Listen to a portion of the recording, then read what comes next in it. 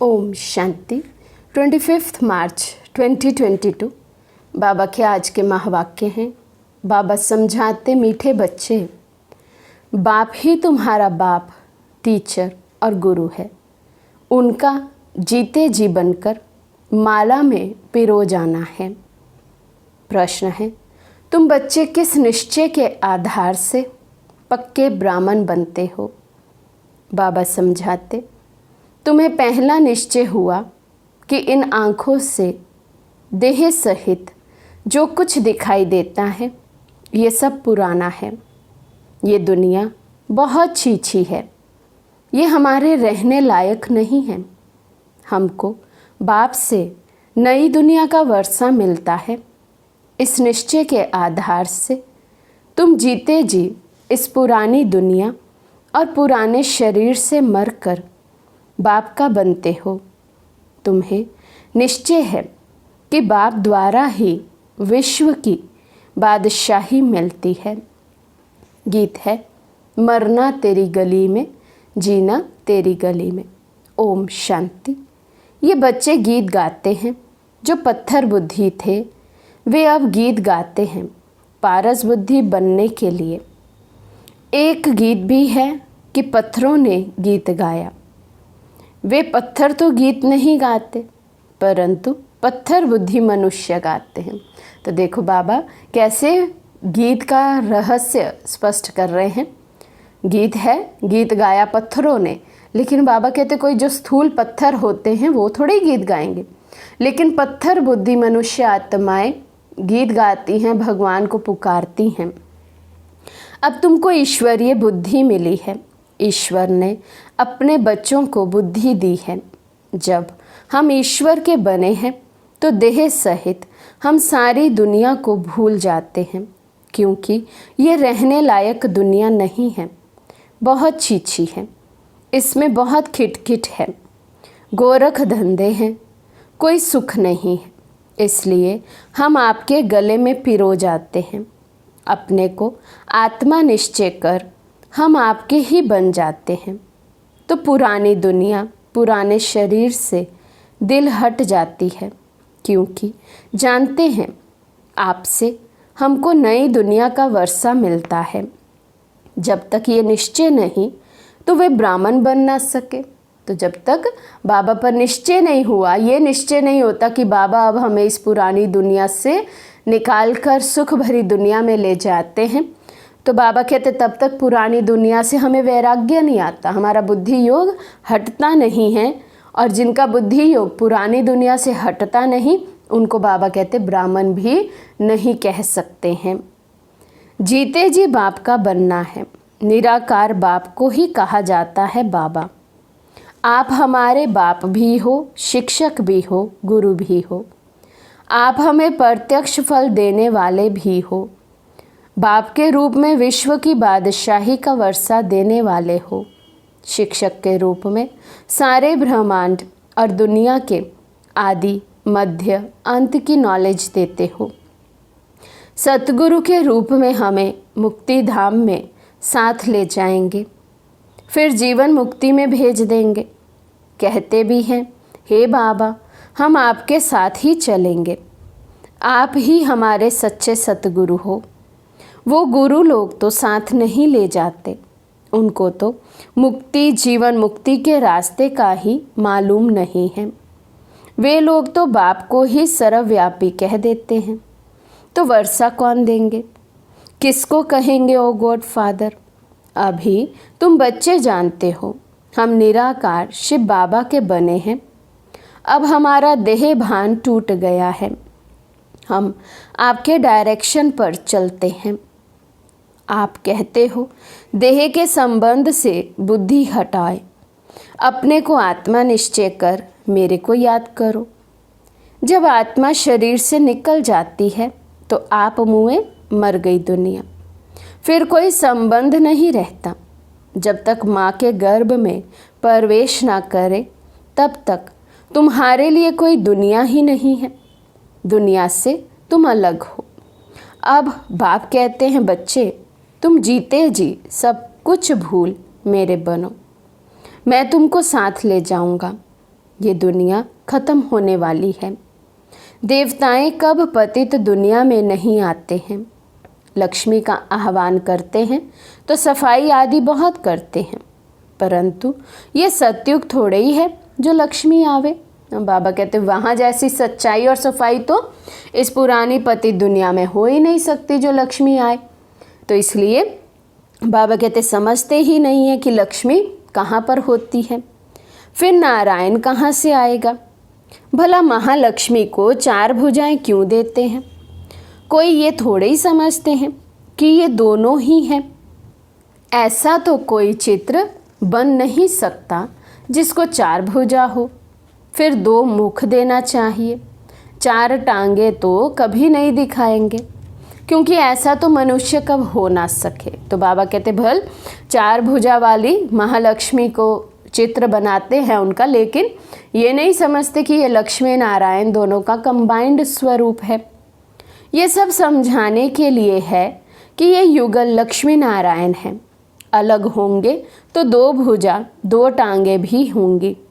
बाप कहते हैं पहले पहले ये निश्चय कराओ कि हमारा बाप, टीचर, गुरु तीनों ही है। वे हम सबको साथ ले जाएगा। उनका कोई चेला चाटी नहीं है जो पिछाड़ी में ज्ञान देगा, वह साथ ले जाएगा। बाप समझाते हैं अब वापस जाना है, क्योंकि नाटक पूरा होता है।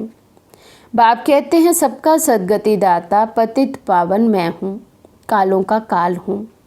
ये जमघटों आदि का साक्षात्कार होता है, क्योंकि पाप करते हैं तो सजा भी खाते हैं। बाकी झमघट आदि है नहीं। आत्मा एक शरीर छोड़ दूसरा लेती है। गर्भ में सजा मिलती है तो त्राही त्राही करते हैं। अब पहले पहले बच्चों को यही निश्चय करना है कि यही हमारा बाप, टीचर, सतगुरु है और एक को ही याद करना है। रचता भी एक होता है, 10 या 100 रचता नहीं है, ना कि 10 दुनियाएं हैं। बच्चे कहते हैं बाबा हम आपके गले का हार बने, फिर हमारी रुद्र माला बनेगी। इस समय तुम ब्राह्मण पुरुषार्थी हो, तुम्हारी माला नहीं बन सकती, क्योंकि तुम गिरते और चढ़ते हो। तुम जानते हो हम बाबा की माला बन फिर विष्णु की माला बन जाएंगे। पहले पहले आपकी निराकारी माला परम धाम में आएंगे, फिर साकारी माला बन विष्णु लोक में आएंगे। मनुष्य इन बातों को नहीं जानते। बच्चे कहते हैं हम आपके जीते जी बने हैं, नहीं तो साकार मनुष्य साकारी मनुष्यों को एडॉप्ट करते हैं। यहाँ तुम निराकारी आत्माओं को निराकार शिव बाबा एडॉप्ट करते हैं। ब्रह्मा द्वारा कहते हैं हे आत्माएं तुम मेरी हो, ऐसे नहीं कहते हे साकार तुम मेरे हो। यहाँ निराकार निराकार को कहते हैं मैं आपकी हूँ। बाकी जो एडॉप्ट करते वे शरीर को देखते हैं, अपने को भी आत्मा नहीं समझते। भाई भाई को एडॉप्ट करे तो क्या मिलेगा। यहाँ तो बाप एडॉप्ट करते हैं वर्षा देने के लिए। ये बड़ी गुहिया बातें हैं, जो अच्छी रीति पढ़ेंगे उनकी बुद्धि में ये बातें बैठेंगी। निराकार बाप कहते हैं देह का भान छोड़ मेरे बनो तो मैं तुमको निराकारी दुनिया में साथ ले चलूँगा। श्री कृष्ण की आत्मा को परमात्मा नहीं कह सकते, वे भी 84 जन्म पूरे लेते हैं। लक्ष्मी नारायण की राजधानी चली है, राजा राजा है, रानी रानी है। सबको अपना भिन्न भिन्न पाठ मिला हुआ है। 84 जन्म लेते हैं, एक की बात नहीं। पुनर्जन्म तो सबको लेना है। तुम बच्चों को समझाना है 84 का चक्र कैसे फिरता है। 84 लाख जन्म कहने से सारी बात बिगड़ जाती है। लाखों वर्ष की बात भी याद ना पड़े, अभी याद पड़ता है। आज भ्रष्टाचारी दुनिया है, कल श्रेष्ठाचारी बनेगी। हम लिख सकते हैं जैसे शास्त्री ने लिखा, हम न्यू इंडिया बनाकर छोड़ेंगे। अब न्यू इंडिया तो होती है न्यू वर्ल्ड में। वहाँ देवता धर्म के सिवाय और कोई धर्म होता ही नहीं। अब तो भारत में अथाह धर्म है, अनेक प्रकारों की टाल टालियाँ हैं। ये सब पिछाड़ी के हो गए। ये भी दिखाया है लक्ष्मी नारायण सो अब ब्रह्मा सरस्वती बने हैं, फिर ब्रह्मा सरस्वती सो लक्ष्मी नारायण बनेंगे। इसलिए दिखाते हैं विष्णु से ब्रह्मा निकला, ब्रह्मा से फिर विष्णु निकला। तुम अब विष्णु के कुल के बन रहे हो। खुशी का पारा उनको चढ़ेगा जो अच्छी रीति समझते हैं कि बरोबर अब नाटक पूरा होने वाला है। नाटक कहने से आदि मध्य अंत सब याद आ जाता है। तुम्हारे पास जो समझू सियाने होंगे उनको बेहद के ड्रामा की याद रहेगी। पहले सूर्यवंशी चंद्रवंशी राज्य हुआ, फिर बाहर वाले आए, वैश्यवंशी शूद्रवंशी बने।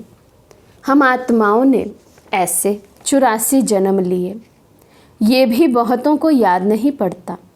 ड्रामा के आदि मध्य अंत का ज्ञान होना चाहिए। ये है 5000 वर्ष का नाटक। ये बुद्धि में रहना चाहिए। आत्मा कितनी छोटी है, 84 जन्मों का पाठ बजाती है। परमात्मा भी कितना छोटा है, वे भी पाठ बजाने के लिए बांधा हुआ है।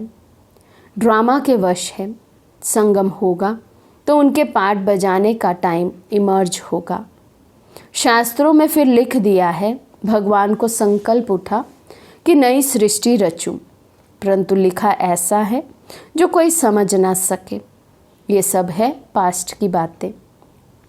तुम हो प्रैक्टिकल पार्ट बजा रहे। तुम जानते हो हमारा बाप, टीचर, गुरु तीनों ही है। लौकिक बाप को कभी ऐसे नहीं कहेंगे, गुरु को तो गुरु ही कहेंगे।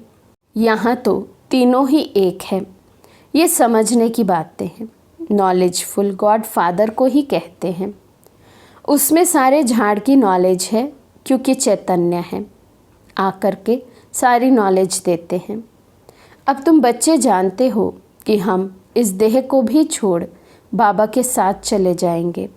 जब तुम कर्मातीत बन जाएंगे तब तुम्हारे में कोई भूत नहीं रहेगा। देह अभिमान का पहला नंबर भूत है। इन सब भूतों का बड़ा है रावण। भारत में ही रावण को जलाते हैं, परंतु रावण क्या चीज़ है कोई जानते ही नहीं। ये दशहरा, रक्षाबंधन, दीपमाला कब से मनाते आए हैं कुछ भी पता नहीं। आखिर ये रावण मरना है या ऐसे ही चलता रहेगा कुछ पता नहीं पड़ता। रावण को जलाते हो फिर जी उठता है क्योंकि उनका राज्य है। सतयुग में रावण होता ही नहीं। वहाँ योग बल से बच्चे होते हैं, जबकि योग बल से तुम विश्व के मालिक बनते हो। तो क्या योग से बच्चे पैदा नहीं हो सकते? वहाँ रावण ही नहीं तो भोग का भी नाम नहीं। इसलिए श्री कृष्ण को योगेश्वर कहते हैं। वे संपूर्ण निर्विकारी हैं। योगी कभी भोग नहीं करते। अगर भोगी बने तो फिर योग सिद्ध ना हो। तो बाबा कहते जो योगी होगा कभी भी विकार में नहीं जा सकता। यदि विकारों में जाते हैं, भोगी बनते हैं, तो बाबा कहते योग सिद्ध नहीं हो सकता। अब तुम योग सीख रहे हो। भोगी बनने से अथवा विकार में जाने से योग लग ना सके। तुम बच्चों को बाप, टीचर, सतगुरु तीनों का इकट्ठा वर्षा मिलता है। सतगुरु सबको साथ ले जाते हैं। ले तो सबको जाएंगे, परंतु तुम गले का हार बनते हो। जाएंगी तो सभी आत्माएं, लेकिन जो पास विद ऑनर होंगी वे गले का हार बनकर जाएंगी। साजन सब सजनियों को ले जाएंगे। पहले साजन चलेगा, फिर सूर्यवंशी, चंद्रवंशी, फिर उनका सारा जो घराना है, इस्लामियों की बारात अथवा घराना, बोधियों का घराना, सभी आत्माओं को अपने अपने सेक्शन में जाकर बैठ जाना है। आत्मा स्टार है, ये बड़ी समझने की बातें हैं। तकदीरवान ही धारण कर औरों को भी समझाएंगे। वे फिर महिमा भी लिखते हैं। फलाने ने हमको समझाया तो हमारे कपाट खुल गए, इसने हमको जिए दान दे दिया। फिर उनसे ही प्रीत हो जाती है, उनको ही याद करते रहते हैं। फिर उनसे ही छुड़ाया जाता है, दलाल को थोड़ी याद किया जाता है। दलाल ने तो दलाली की, खल्लास। फिर साजन को सजनी याद करती है। ब्रह्मा भी हो गया दलाल, याद उस शिव बाबा को ही करना है। ये दलाल भी उनको ही याद करते हैं, इनकी महिमा नहीं। ये तो पतित हैं, पहले इनमें प्रवेश कर इनको पावन बनाया। एक है पतित, एक है पावन। सूक्ष्म वतन में ब्रह्मा है पावन, उनकी भी शक्ल दिखानी चाहिए। समझानी तो बार बार दी जाती है, परंतु जबकि आकर बाप का बने। बाबा हम आपके हो गए, आप हमारे बाप, टीचर, सतगुरु हो। बाप कहेंगे मैं भी तुमको स्वीकार करता हूँ, परंतु याद रखना मेरी इज्जत नहीं गंवाना, मेरा बनकर फिर विकार में नहीं जाना। वास्तव में इस समय सब नरकवासी हैं, याद करते हैं स्वर्ग को। कहते हैं फलाना स्वर्गवासी हुआ। अरे स्वर्ग है कहाँ? अगर स्वर्ग गया तो फिर यहाँ बुलाकर खाना आदि क्यों खिलाते हो? पतित दुनिया में पतित ब्राह्मणों को ही खिलाते हैं, पावन तो कोई है नहीं। परंतु इस छोटी बात को भी कोई समझ नहीं सकते। अच्छा, मीठे मीठे सिखी लदे बच्चों प्रति माता पिता बाप दादा का याद प्यार और गुड मॉर्निंग। रूहानी बाप की रूहानी बच्चों को नमस्ते। हम रूहानी बच्चों की रूहानी बाप दादा को दिल व जान सिक व प्रेम से नमस्ते नमस्ते नमस्ते जी। धारणा के लिए मुख्य सार। फर्स्ट पॉइंट, ज्ञान देने वाले दलाल से प्रीत ना रख, एक शिव बाबा को ही याद करना है, वही जिएदान देने वाला है। सेकंड पॉइंट, इस बेहद नाटक को बुद्धि में रख, अपार खुशी में रहना है। देह का भान छोड़ अशरीरी बनने का अभ्यास करना है। आज का वरदान है, अपने भरपूर स्टॉक द्वारा खुशियों का खजाना बांटने वाले हीरो हीरोइन पाटधारी भव। अपने भरपूर स्टॉक द्वारा खुशियों का खजाना बांटने वाले हीरो हीरोइन पाटधारी भव। संगम युगी ब्राह्मण आत्माओं का कर्तव्य है सदा खुश रहना और खुशी बांटना, लेकिन इसके लिए खजाना भरपूर चाहिए। अभी जैसा नाजुक समय नज़दीक आता जाएगा, वैसे अनेक आत्माएं आपसे थोड़े समय की खुशी की मांगनी करने के लिए आएंगी। तो इतनी सेवा करनी है जो कोई भी खाली हाथ नहीं जाए। इसके लिए चेहरे पर सदा खुशी के चिन्ह हो, कभी मूड ऑफ वाला, माया से हार खाने वाला, दिल शिकस्त वाला चेहरा ना हो। सदा खुश रहो और खुशी बांटते चलो, तब कहेंगे हीरो हीरोइन पाटधारी। स्लोगन है, एक दो की राय को रिगार्ड देना ही संगठन को एकता के सूत्र में बांधना है। एक दो की राय को रिगार्ड देना ही संगठन को एकता के सूत्र में बांधना है। अच्छा, ओम शांति।